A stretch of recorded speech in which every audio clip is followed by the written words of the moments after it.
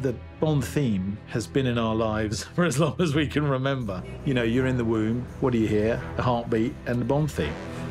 When Bond does something typically Bond-esque, then there's really only one piece of music you can play.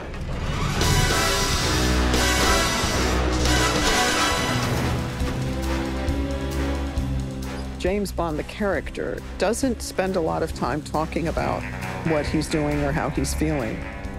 So the music has always had to kind of give you a sense of what's going on within Bond. The adrenaline, the tension, the joy, the anxiety. You hear the Bond theme and it gives you that shot in the arm.